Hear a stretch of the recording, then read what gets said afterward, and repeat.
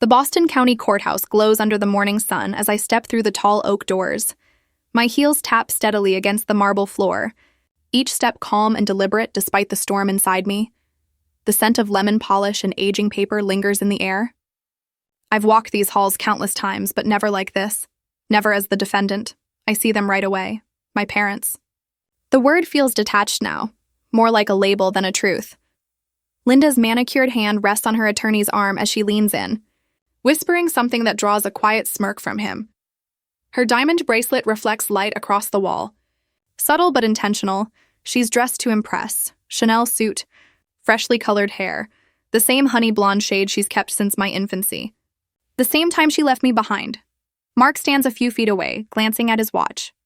His once athletic frame has softened, though his posture still carries the air of someone used to winning. They don't notice me at first, giving me a brief moment to collect myself, to remember why I'm here. "Look who finally showed up," Linda mutters to Mark. "Our lost daughter honors us with her presence." The sarcasm stings, reopening old wounds. I straighten my black suit and pass them without a word. Settling at the defendant's table, their whispers continue. But I keep my focus on my notes, on breathing evenly. "All rise," the bailiff calls out. The Honorable Judge Robert Reynolds presiding. We stand as Judge Reynolds enters, his robe flowing behind him. His eyes move across the room until they meet mine. "Assistant District Attorney Carter," he says, surprise in his tone. "Not often we see you on this side of the courtroom." "Yes, Your Honor," I reply, my voice steady despite the tension beneath it.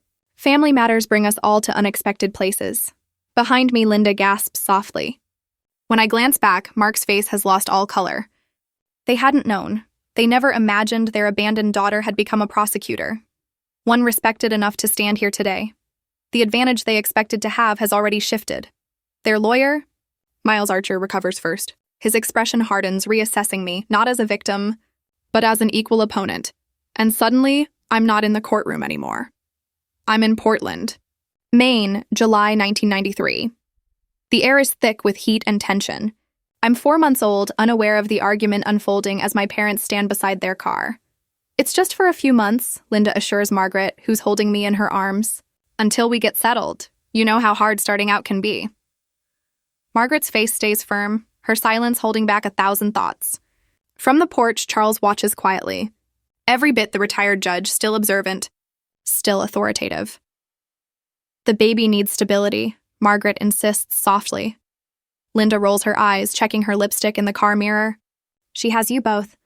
What could be more stable than a judge and his wife?" Mark slams the trunk shut. "We'd better go if we want to make it before dark." Their goodbyes are brief, detached. Already halfway out the door, the car drives off without a glance back. I don't know it then, but a few months will become years. Years filled with absence and only rare, obligatory visits. What I do know, even as a baby, is the feel of Margaret's tears falling on my forehead as she watches her daughter drive away. My grandparents became everything my parents were not. Charles taught me about justice through stories of his cases, moral lessons disguised as bedtime tales. Margaret's kitchen was where I learned what love meant. Steady, patient, unconditional. They never missed a school play or award ceremony. Their seats always filled while my parents remained empty. When Linda and Mark did appear, their affection felt rehearsed, gestures meant for display rather than connection. At 16, Margaret passed suddenly from a stroke. Her funeral was small and graceful, just like her. My parents arrived 40 minutes late, Linda complaining about her dress in the church restroom while I stood beside the casket. "I'll make you proud." "Grandma," I whispered, my hand resting on the polished wood. Charles placed a hand on my shoulder, his grief deep, his silence heavy. In that moment, something settled inside me. The realization that family isn't always defined by blood, but by choice and presence. Yet even then, a small part of me brightened when Linda hugged me after the service. Charles noticed the fleeting hope on my face. I still wish they'd stay, I confessed that night, ashamed of wanting something I knew would never last. His eyes were gentle, yet perceptive. "Love is a choice we make every day. Joe," he once said, a choice my parents never seemed to make unless money was at stake. "Miss Carter," Judge Reynolds' voice brings me back to the courtroom. Will you be represented by counsel today? Before I can respond, Miles Archer stands. Your Honor, the plaintiff questions Miss Carter's ability to manage such significant assets. Linda nods eagerly beside him, still unaware of how deeply she's implicated. I almost feel sorry for her. Your Honor, I reply evenly, I'll be represented by Evan Mitchell. For the record, I successfully prosecuted 3 fraud cases before your bench last month. The judge's subtle nod says enough. He's already seeing through their performance. For the first time since Charles passed, I know exactly how this will end. A month earlier, rain lashed against the windows of Charles's study, a somber backdrop to the silence that had filled the house since his funeral. Josephine stood still before his grand mahogany desk, her fingers hesitating over a small wooden box she'd never noticed before. The steady tick of the grandfather clock punctuated the storm outside, filling the heavy air. What were you hiding from me, Charles? She whispered as she lifted the carved lid. Inside were several leather-bound ledgers, each labeled with a year, 2 decades of records. She instantly recognized her grandfather's neat handwriting, the kind that reflected a man devoted to precision. She opened the most recent ledger and sank into Charles's chair, the faint trace of his aftershave still clinging to the leather. The first entry made her breath catch. January 2025, Linda requested more money for Mark's business idea. Sent $2,500 as usual. That's 264 consecutive months of payments. Her hands trembled as she reached for the calculator. The math was simple, but she needed to see it. 2 years. $2,500 every month. The number on the display twisted her stomach. $660,000. They took enough to buy a house, she whispered, pressing her palms against the cool desk to steady herself. She flipped through more ledgers, each year the same. $2,500 sent without fail, all neatly logged in Charles's exact script. Between pages, she found photographs. Linda on a yacht in the Mediterranean, Mark at luxury golf courses, all dated during times Linda had claimed she was too busy to visit her sick father. As the clock struck midnight, Josephine turned to Charles's computer. His password came to her instantly, Margaret's birthday, the one date he never forgot. On the desktop, a folder labeled Linda Requests stood out. Inside were countless emails, revealing a clear pattern of manipulation. Dad, Mark needs new equipment for tryouts. The coach says he has real potential this time. Daddy, I miss you terribly but can't afford the trip right now. If you could help, just this once. Mixed among these were guilt-laced messages. Mom always said you loved Josephine more than me. I guess she was right. Mark's messages were fewer but more costly, and proposals for business ventures that always ended in excuses. The realization hit with brutal clarity. They had never seen Charles's family. To them, he was simply a source of money. Needing air, Josephine closed the emails but couldn't stop digging. She searched public records next. Attorney Miles Archer's name appeared repeatedly, linked to aggressive inheritance lawsuits. Linda's social media, typically private, now showed public posts hinting at family wealth finally coming their way. Mark's name surfaced again. Gambling debts, tens of thousands owed to questionable lenders, and county records confirmed the worst. Linda had been involved in 3 prior inheritance disputes with other relatives. The picture was complete. Their entire scheme laid bare. Charles had spent his final years under Josephine's influence. At least, that's what others believed. To them, she was the barrier between them and the fortune they felt entitled to. As dawn broke, Josephine noticed a desk drawer she'd somehow missed before. Her name was written across it in Charles's familiar handwriting. Inside rested a sealed envelope, the wax stamp of his judicial office still untouched. Her hands shook as she opened it and unfolded a single sheet of Charles's stationery. My dearest Josephine, if you're reading this, they've already begun their pursuit. Remember what I taught you. Justice doesn't always live in courtrooms. Sometimes it's found in standing firm for what's right. You have always carried the best parts of me. They know it too. That's why they fear you. With all my love, Charles. Alongside the letter was a photograph she'd never seen before. Charles in his judicial robes, younger, resolute, and wearing that same determined expression she often saw in her own reflection. Tears filled her eyes, first from grief, then from clarity. She would not let Charles's legacy fall into the hands of those who had abandoned them. This wasn't about money, it was about defending the man who had chosen to be her father when her own had failed her. The next morning, Josephine met Judge Elaine Rivers at the courthouse cafe. The older woman's silver hair was tied back tightly, her sharp eyes scanning Josephine with quiet calculation. "Charles spoke of you with great pride," Rivers said, stirring her coffee absent-mindedly. "He knew a day like this might come. What should I do?" Josephine asked, finally admitting her uncertainty. "Document everything," Rivers advised, sliding a business card across the table. "Your parents underestimate you, use that. Thomas Wilson, your grandfather's former clerk, will testify to Charles's sound judgment." That evening, Josephine's answering machine blinked with a message. Her mother, Linda. Her voice sugary but urgent. "Josie, dear, we need your legal help with a small inheritance matter." Josephine crafted her reply carefully, each word deliberate. Within minutes, her office phone rang. "But we're family," Linda pleaded, her tone losing its practiced sweetness. "Family shows up for more than money. Mother." The word mother felt strange on her tongue. An hour later, Mark's message arrived, threats disguised as concern. Josephine saved it immediately, another piece of evidence for her growing case file. That night, for the first time since Charles's death, she slept soundly. The emotional cost was high, but in place of old attachment stood something stronger, the certainty that she was truly Charles's heir, in every way that mattered. 2 days later, the Boston Globe landed on her kitchen counter with a heavy thud.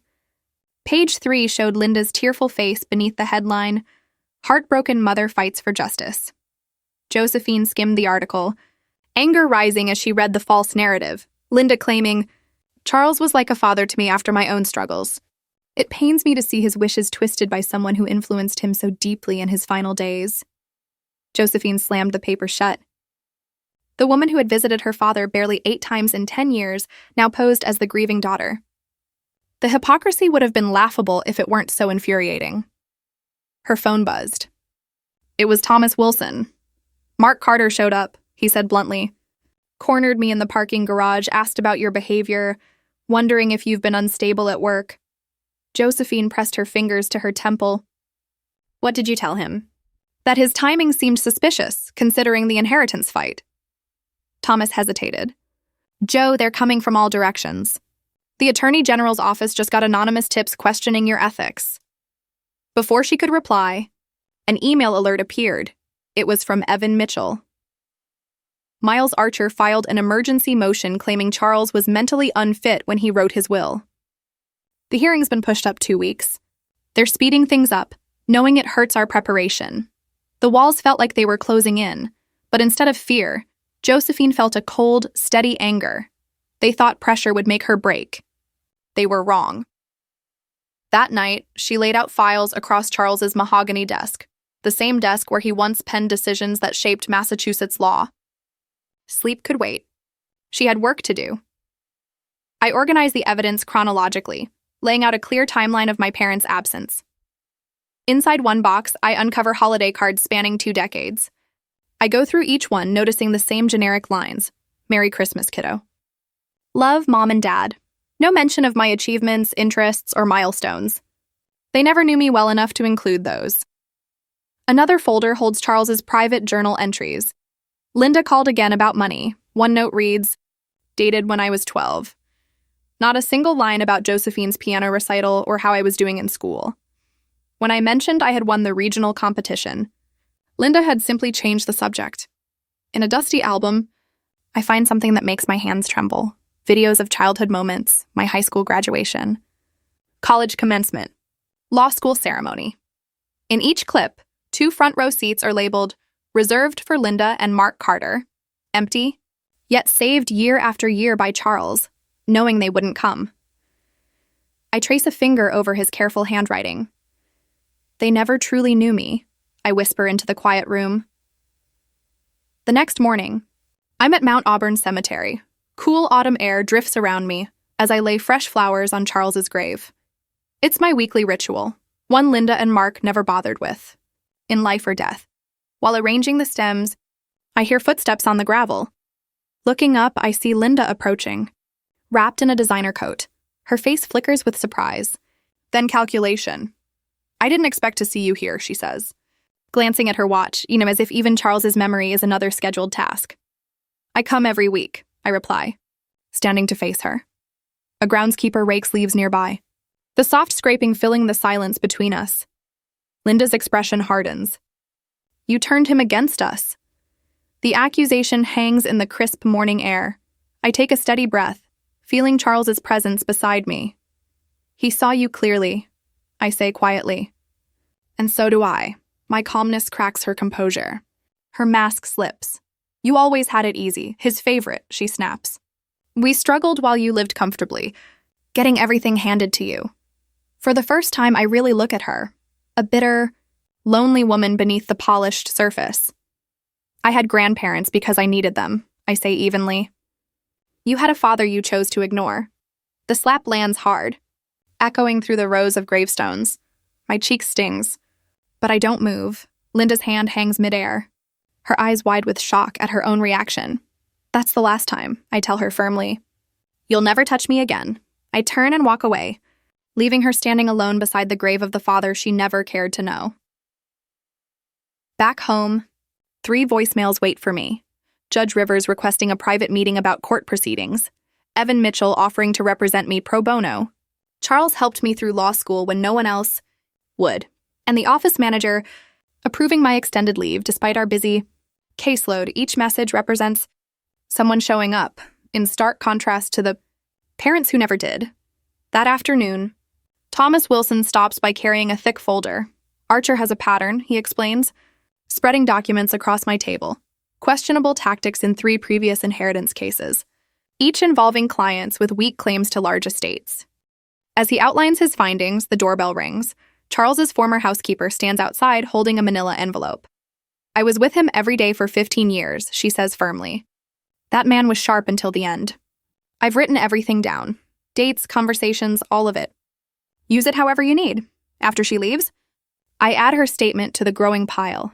People are coming forward from every part of Charles's life, offering support, testimony and evidence, each one reminding me what real loyalty looks like. Late that night, I find something hidden behind Charles's law books, a leather-bound journal I've never seen before. My hands tremble as I open it. An entry from the week before his death catches my attention. Linda called about the will today.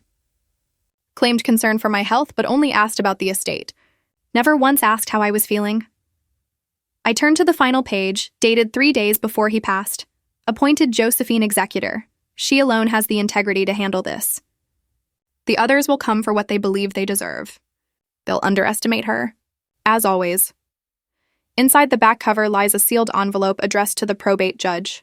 Charles's steady handwriting explaining his sound mind and deliberate decisions regarding his estate. 2 days later, during the preliminary hearing on the competency challenge, I sit beside Evan as he presents the letter, medical records, and witness statements. Across the courtroom, Miles Archer's face grows tense as Judge Reynolds reviews the evidence. The evidence indicates that Justice Carter was fully conscious of his rulings and the consequences they carried. Judge Reynolds ultimately rules to dismiss the motion. The will remains valid pending full probate review. It's a modest win, yet a meaningful one, the first public setback for Archer. As we step out of the courtroom, I notice Linda's expression shift. For once, genuine concern replaces her usual confident smirk. That evening, I compile a comprehensive evidence binder, organized by category. Financial statements expose clear patterns of exploitation. My detailed timeline outlines their long absences during major events. Medical records verify Charles's mental stability, and Linda's conflicting statements are marked in distinct colors. I include recorded testimonials from Charles's colleagues and connect Mark's gambling debts with the timing of their inheritance claim.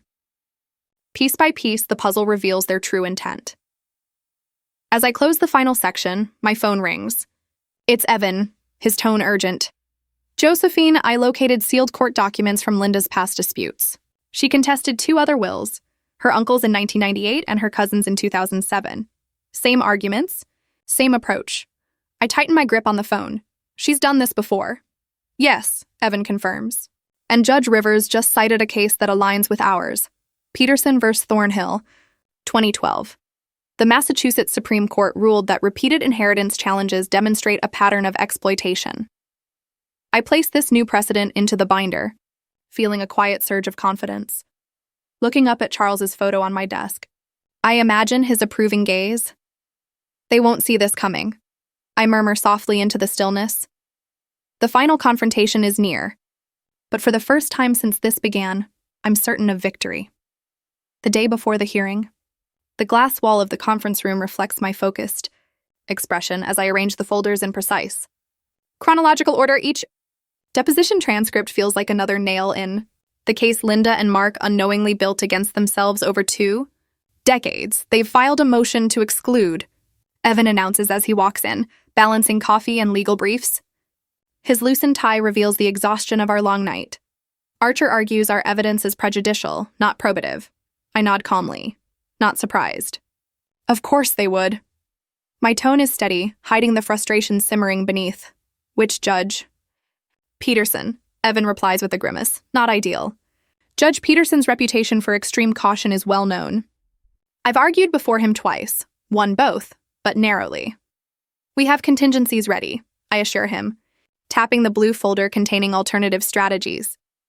Charles had always reminded me to prepare for every judicial outcome, favorable or not. When's the hearing?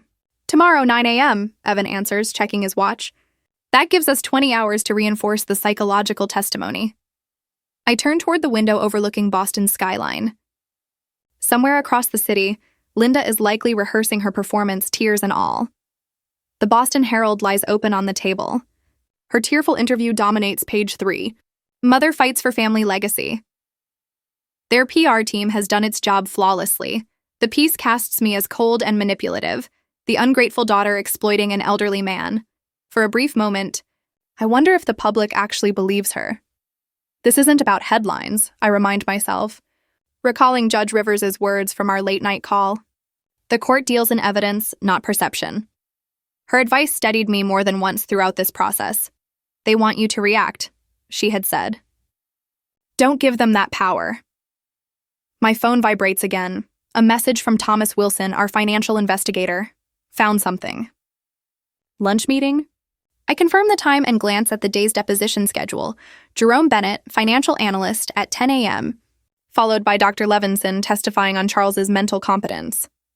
By afternoon, 3 witnesses from Linda's previous inheritance disputes will appear, each unaware of the others until they meet in the waiting room.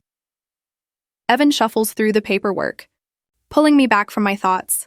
The next 20 hours will decide everything. Your boss called. Mark visited the DA's office yesterday. My hand paused over the calendar. What was his reason? He raised questions about your emotional stability and possible conflict of interest. Evan's jaw tightened. Claimed you might be misusing office resources. Their move was deliberate, smart but desperate. They wanted to discredit my professionalism while undermining my evidence. I closed my eyes, gave myself 3 seconds to feel the anger, then locked it away. What did Jameson say? He told Mark to put any issues in writing and submit them through the proper process.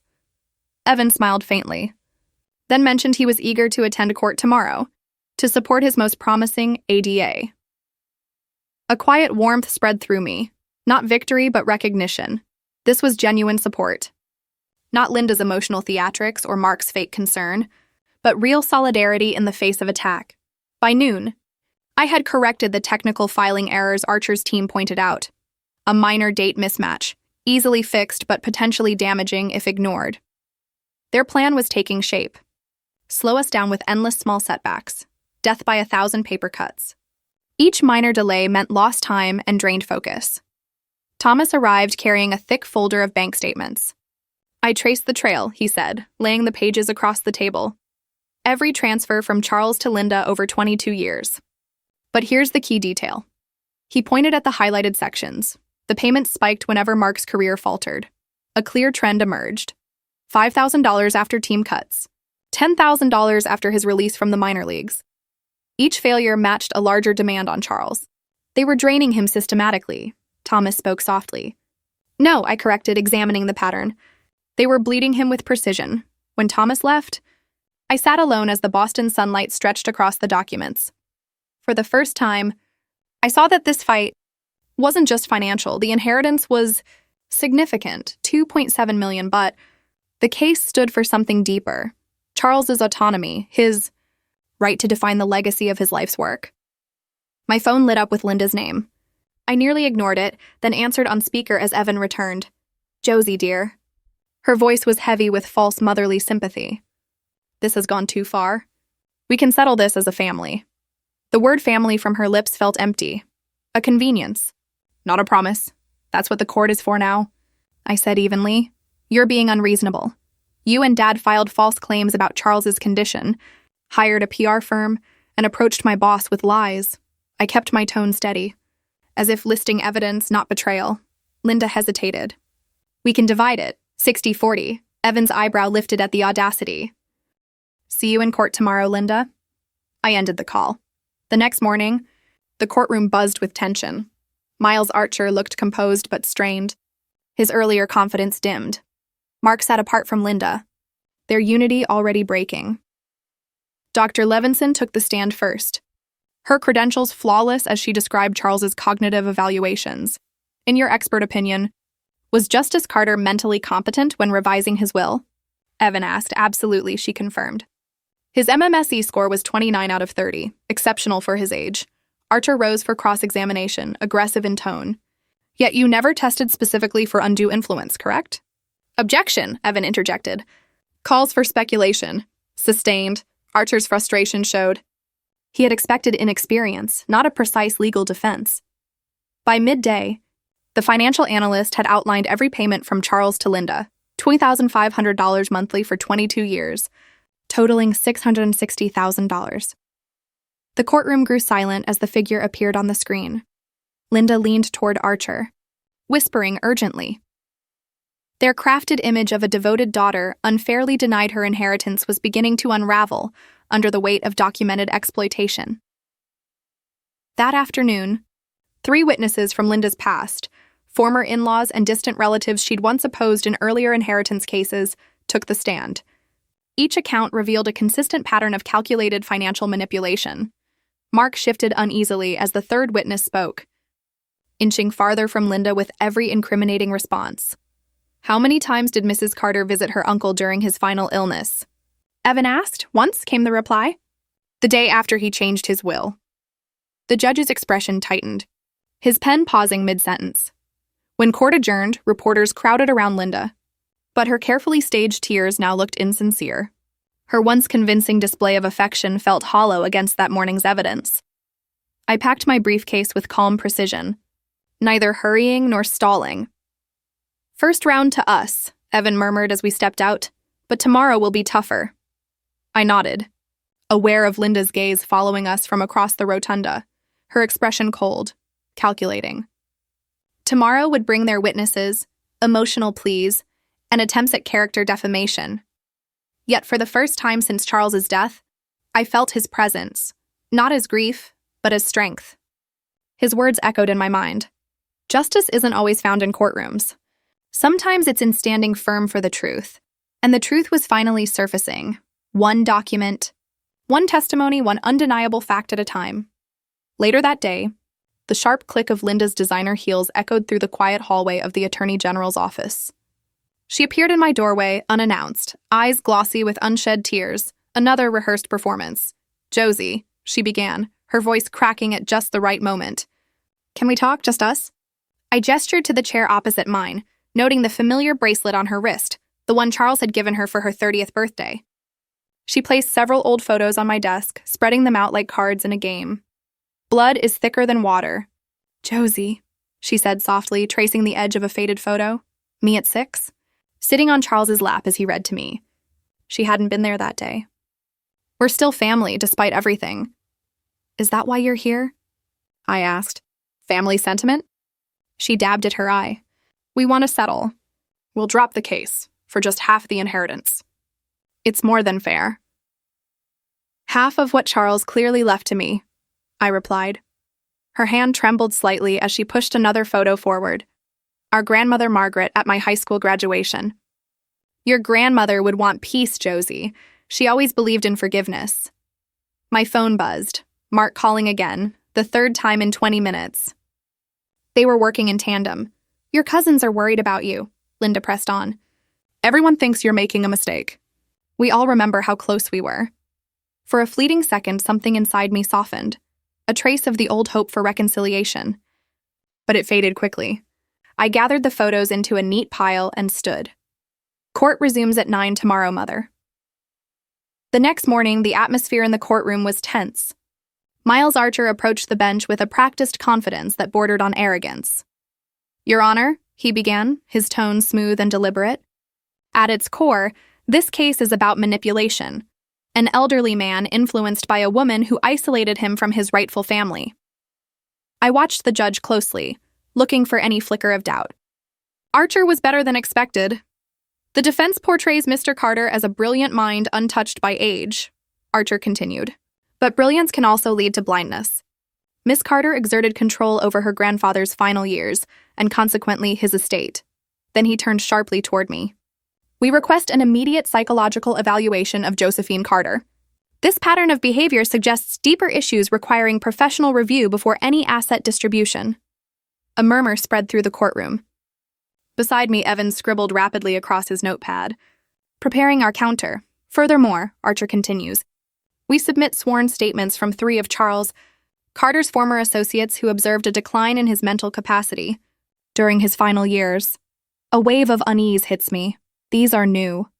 Witnesses, people who barely interacted with Charles after his retirement. The execution of the will, Archer adds, displaying several papers, also contains procedural irregularities. It was witnessed by individuals whose loyalty clearly lies with Miss Carter, rather than impartial parties. Judge Reynolds casts a glance in my direction, his face unreadable. For the first time, I begin to doubt the outcome. Then Charles's physician takes the stand, shifting the tone entirely. Mr. Carter did suffer from arthritis in his hands, Dr. Mendoza testifies, but his cognitive health remained exceptionally strong. He requested mental assessments every 6 months, and consistently scored in the superior range up until his final days. I leaned toward Evan, whispering, call the bank manager next, Charles's banker. Evan looks surprised. We haven't prepped him. Trust me. Moments later, William Foster takes the stand, his bow tie slightly askew against a crisp collar. Mr. Foster, Evan begins. Did Linda Carter ever attempt to access her father's bank accounts while he was alive? Archer jumps up. Objection, beyond the scope. I'll allow it, Judge Reynolds says, intrigued. The witness may respond. Foster adjusts his glasses. Yes, on 3 separate occasions.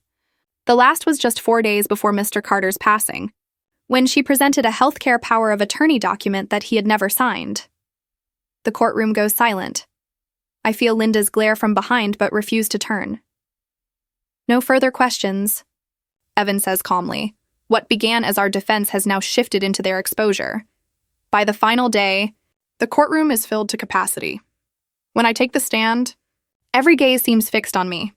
Ms. Carter, Evan begins, why are you contesting your parents' claim to your grandfather's estate? I meet his eyes composed. This case has never been about money.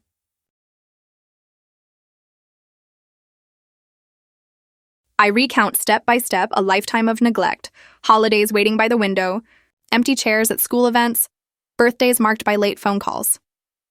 I'd like to read from my grandfather's journal, I say, opening the worn leather cover. October 12th, 2018, I read aloud. Linda called today. I had hoped, perhaps foolishly, that my illness would encourage her to embrace motherhood. Instead, she asked about my investments. Linda shifts in her seat as I continue, voice steady. And this, I add, holding up a faded calendar, was kept by my grandmother, Margaret. Each red X marks a missed visit, 22 years of unkept promises. Your Honor, when I finish, Evan stands again. Your Honor, we request permission to present a video deposition from Charles Carter, recorded 6 months before his death. Archer objects, but the judge overrules him. The video begins. Charles sits in his study, his hands arthritic, but his eyes sharp, his tone composed. I record this in sound mind and body, he says. I am aware this will may be challenged. I leave my estate to my granddaughter, Josephine, not through confusion or influence, but with full understanding. He leans slightly forward, the same penetrating gaze I remember fixed on the camera. Linda, if you are watching this, know that I loved you until my final breath, But you chose distance. Josephine chose loyalty. The law honors both blood and choice, and so do I. Linda gasps softly. Mark keeps his eyes on the floor. Financial documents appear next. 22 years of payments marked in red. A total of $660,000. A calendar highlights Josephine's care for Charles. Over 2,500 days, while Linda's visits total just 8 during the same span. Finally, the clerk reads Charles's letter aloud to the court, his words echoing through the room. I appoint Josephine as my executor, knowing she alone carries the integrity this duty demands. Judge Reynolds delivers his verdict immediately, without retreating to chambers. This court finds no merit in the challenge to Charles Carter's will. It is upheld in full. He removes his glasses, pausing before adding, "This lawsuit is frivolous at best, predatory at worst. The plaintiffs will cover all legal fees." Linda jumps up. "This is ridiculous. I'm his daughter." "Order," Judge Reynolds commands, his gavel striking firmly. This court is adjourned. Reporters surround us as we exit. Linda pushes through the crowd, grabbing my arm. "Josie," she pleads, her voice trembling. "I'm your mother." I face her as cameras flash around us. "Margaret was my mother," I reply quietly. "You only gave birth." Linda breaks down in tears as the cameras capture every moment. Mark walks away without a word. The power dynamic from our first court appearance has completely reversed. Outside, the sunlight touches my face. I slip off my suit jacket, feeling lighter than I have in months. "Take a deep breath," Evan says beside me, smiling. "You did it. How do you want to celebrate?" I think for a moment as we step down the courthouse stairs. "I think I'll plant roses at their graves today." The driver opens the car door. "Where to, Assistant District Attorney Carter?" I glance at the courthouse growing smaller through the window. "Home," I say simply. Finally, just home. A year later, morning light pours into my office, windows I uncovered last month after realizing I'd been living in Charles's shadow too long. Now, the shelves hold both his law books and mine. Margaret's old knitting basket rests on my credenza, filled with case files instead of yarn, yet still carrying her presence. The phone rings. "Judge Carter?" It's Angela from the Foundation, her tone bright with good news. "The committee approved the first 5 Carter Fund scholarships," she says. My fingers brush Charles's gavel, now polished and proudly displayed. "Tell me about them," I say. "All raised by grandparents," she replies. One girl from Portland wrote that she feels more genuine with her grandmother than she ever did with her mother. Something eases in my chest. That's exactly why we built this. I glance at my calendar, no longer filled with court dates, but with purpose. The inheritance Linda and Mark fought for now supports college. Students whose lives mirror my own. The memory of last week's robing. Ceremony still feels surreal. Becoming a circuit court judge. In the same courthouse where Linda once challenged, me carries a poetic symmetry. Judge Rivers placed the robe over my shoulders, her hands steady. "Your grandfather stood here once," she whispered. "But you've already gone further than he dreamed." Before leaving, I slipped a small photo of Margaret and Charles into the robe's inner pocket, close to my heart where it remains during every hearing. The clerk hesitated when changing the nameplate outside my chamber. The Honorable Josephine Carter. Charles's title now lives through me. Yesterday, a letter from Linda arrived, elegant stationery, her handwriting offering reconciliation, now that I've made something of myself. A year ago, it might have stirred hope or resentment. Today, I read it twice, calmly. My reply was brief. "I wish you well, but our paths diverged long ago. No anger, no satisfaction, just closure. Over coffee?" Judge Rivers smiled. "Charles would be proud of your piece," she said. "The hardest judgment is knowing when to close a case." She was right. I'm finally free from longing for love that never existed. The wound that once defined me has become a quiet scar. A reminder, not a burden. Healing hasn't been solitary. I've begun mentoring young lawyers, especially those with complex family ties. The roses I planted at Margaret and Charles's graves bloom each spring and fall. My therapist, someone I now speak of openly, helped me build new holiday traditions, free from painful memories. Last night, I wrote in my journal, "Family isn't about blood. It's about presence." Yesterday, Jennifer Davis, a young attorney with a familiar look in her eyes, approached me in the hall. My mother's contesting my grandmother's will, she whispered. I didn't tell her my story, only shared Charles's words. Justice begins with honoring truth. 5 years later, at 41, I stand in the Massachusetts Supreme Court chambers, adjusting my robe.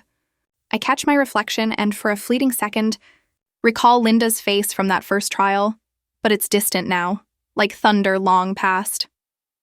All rise for Justice Carter, the bailiff announces. The legacy I carry feels steady and deserved. I finally know who I am. 20 years later, silver strands frame my hair as I preside over a case eerily similar to my own. A young woman speaks of grandparents who raised her when her parents abandoned her.